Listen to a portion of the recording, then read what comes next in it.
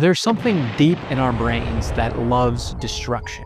From the moment we can crawl, there's an innate, maniacal desire to knock things down. From toppling over your brother's block tower to dropping two 10,000-pound bombs, each producing 15 kilotons of TNT's worth of damage, spread over a 1.3-kilometer radius, while simultaneously spreading radiation due to the 64 kilograms of uranium contained inside, combined with the... But luckily, in 1975, they invented a video game that lets you destroy stuff, and there hasn't been any war since. It's standing right behind me, isn't it? Today, we're gonna take a look at the history of destructible environments in video games and why it's so good. And then we're gonna talk about something secret towards the end, so stick around.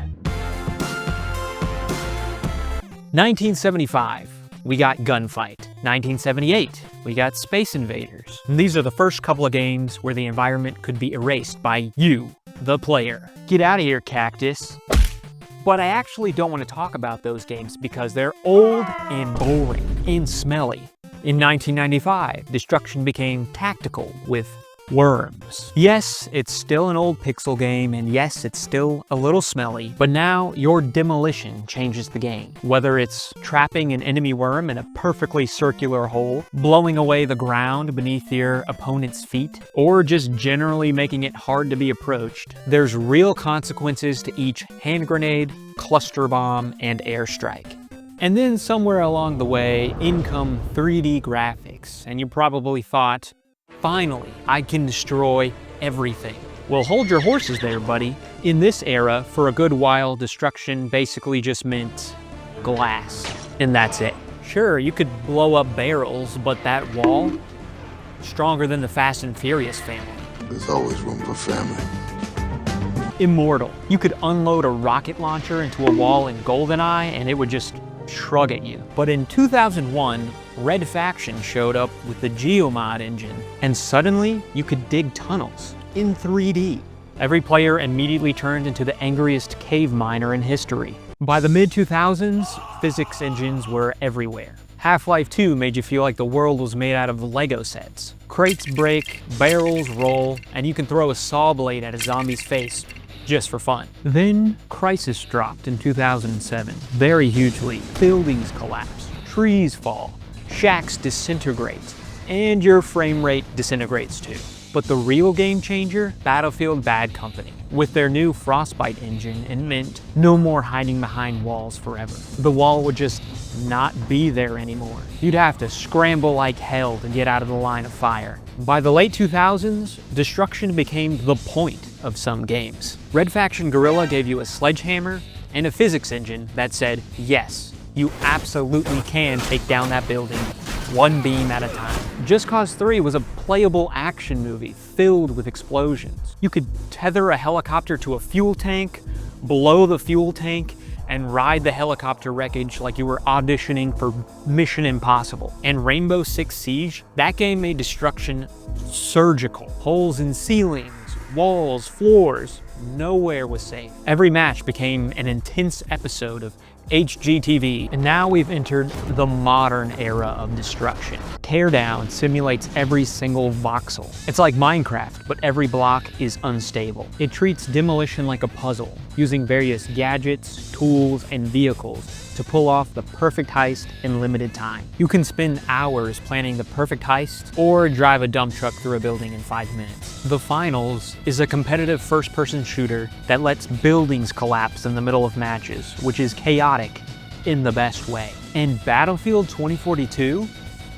We're not going to talk about that one, but Battlefield 6 is looking very promising. The beta is fun, I've experienced buildings collapsing on my head, and it really nails the cinematic aspect of obliteration. And finally, that brings us up to speed with Donkey Kong Bonanza, which covers the addictive side of destruction. Never in my life have I spent more time punching away dirt for no other reason than just because it feels freaking good to do it. My introduction to destruction came with a game called Mercenaries 2: World in Flames. Did anybody play this game? Mercenaries 2 was basically one of the numerous GTA ripoffs that have spawned over the years, with the minor distinction that you could blow up buildings in this game. Okay, so it was a little simplistic. You couldn't blow a hole in the wall of a building and then run around inside, but buildings could be completely leveled. And the game gave you a variety of ways to do it. Rocket launchers, tanks, like 50 different airstrikes, and a nuke.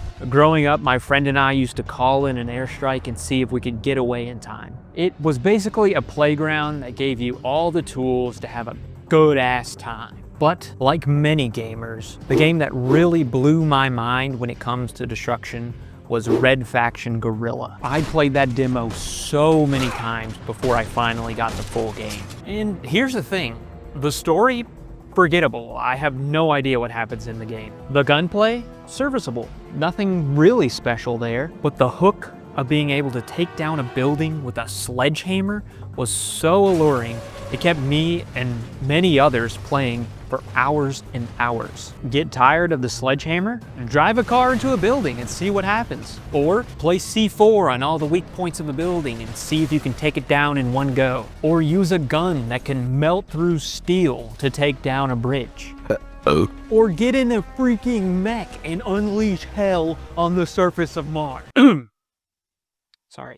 And of course, I have to talk more about the Just Cause series. I played the demo of Just Cause 2 probably thousands of times. Gosh, I miss demos. While perhaps the main appeal of the Just Cause games is the incredible grappling hook that allows for super fun movement and chaos, the explosions are a close second. You could really only blow up specifically marked oil tanks, billboards, and bridges, but these were things you had to do to conquer regions and progress the game. And what an addictive gameplay loop it was. Explosions with style.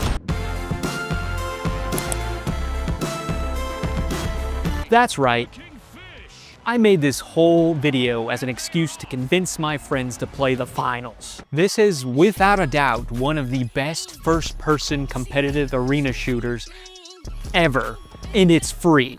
Where do I even begin? The main game mode is called Quick Cash, where 3 teams of 3 compete to bring in a cash box to a terminal and complete a cash out. First team to get 3 cash outs wins, and you can choose from 3 classes. Alright, the developers like the number 3. The true beauty and brilliance of this game comes through its, say it with me now, destruction.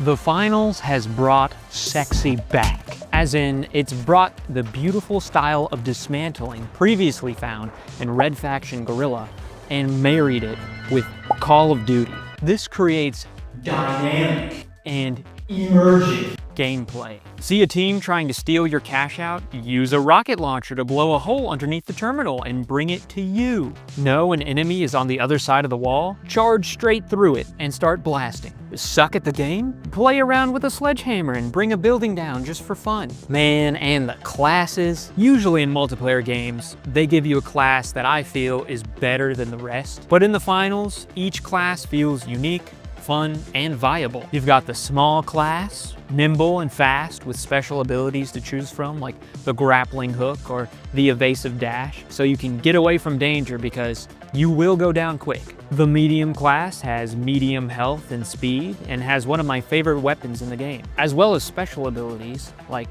placing turrets and being able to walk through walls. And then you've got the heavy class. Slow and hard to kill. Use this class to charge through walls, bust down walls with a sledgehammer, or use a shield to protect yourself and your teammates. Teamwork is important. A coordinated effort is required to clear out potentially 2 other teams surrounding a cash out and steal it for your team. And then you gotta work together to protect it. Okay, was that enough? Did I convince you? Will you please take a break from Fortnite now?